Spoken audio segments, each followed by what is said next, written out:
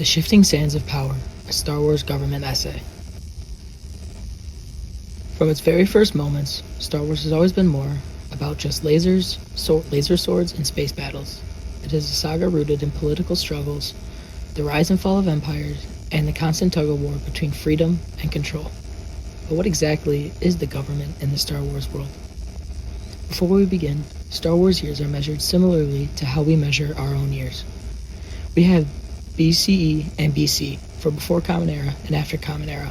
Similarly, Star Wars uses BBY and ABY for before and after the Battle of Yavin, which is comparable to the Battle of Saratoga during the American Revolution for American history.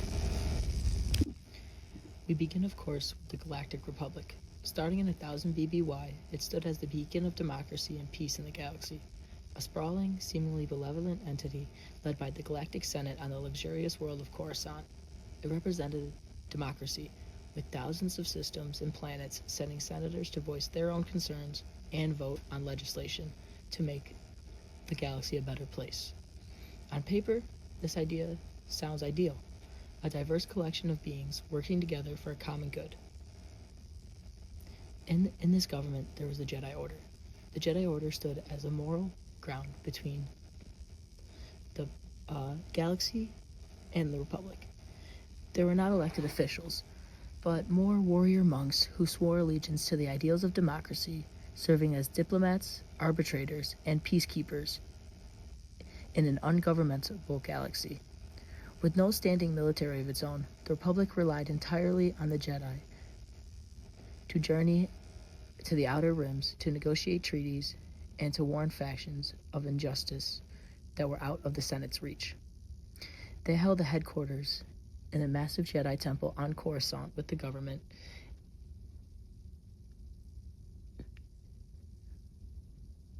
Although the government looked great, there were plenty of cracks underneath the polished veneer.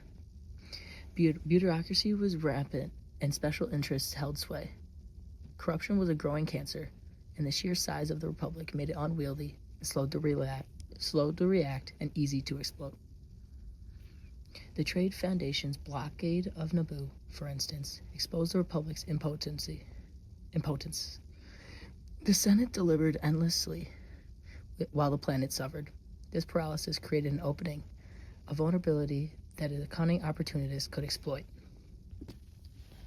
Enter Sheev Palpatine, a senator from Naboo who rose to power in 20 BBY. A master manipulator, he slowly, methodically dismantled the Republic from within. He stirred up existing conflicts, just as the Separatist crisis, to justify the grand creation of a clone army for the Republic. This army, unbeknownst to most, was a very instrument of his future tyranny. The Clone Wars, while seemingly fought to preserve the Republic, were in fact orchestrated to destroy it. Palpatine, as Supreme Chancellor, steadily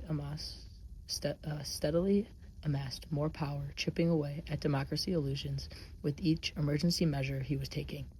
The Jedi, once guardians of peace, found themselves generals of war, and they didn't understand the morals behind it or why the war was even being fought. The inevitable came in 19 BBY with Order 66.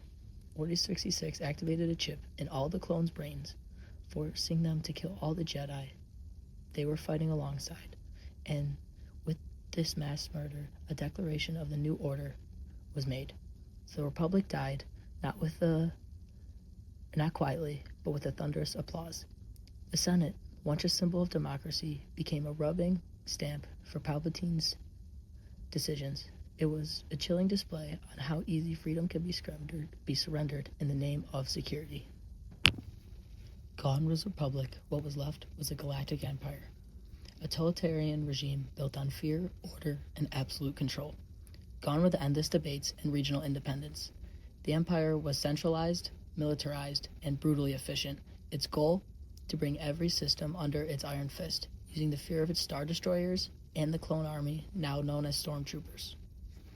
While the Republic struggled with its diversity, the Empire embraced the human-centric philosophy, marginalizing alien species and exploding planets for their resources. The promise of peace through order came at the cost of individual liberty and cultural identity. But tyrants always breed a rebellion. From the ashes of the Republic emerged an alliance to restore the Republic, simply known as the Rebel Alliance. This was not a formal government, but a collection of freedom fighters, former senators, and oppressed citizens united by one common goal: to overthrow the empire and restore liberty.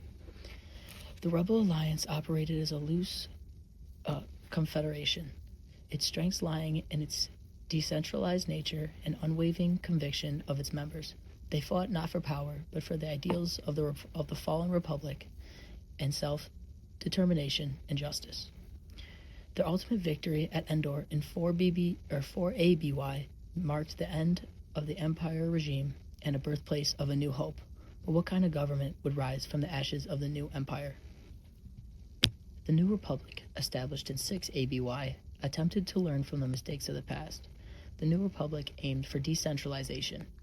It sought to avoid the pitfalls of powerful central governments by rotating its capital planets, ensuring no single world held too much sway. Yet, even with its good intentions, the specter of the past loomed large.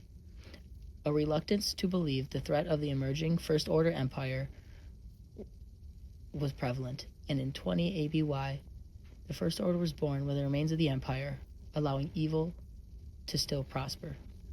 The New Republic, perhaps too trusting, too forced on maintaining peace, failed to adequately prepare for the resurgence of tyranny. And so, in a shocking echo of history, the New Republic was annihilated and its central government was obliterated by the First Order. Once again, a small resistance, led by significant figures like General Leia Organa, rose to fight at this time. Without a formal galactic government to protect, their fight was even more desperate, a fight for the very soul of the galaxy. The Star Wars saga, through its various governments, offered profound commentary on power, corruption, and the endless struggle of freedom. It showed that democracy, even once grand as the Galactic Republic, is fragile and requires constant vigilance. It reminds us that unchecked power leads to tyranny, and even through darkest times, the spark of rebellion is just a desire for government and can never truly be extinguished.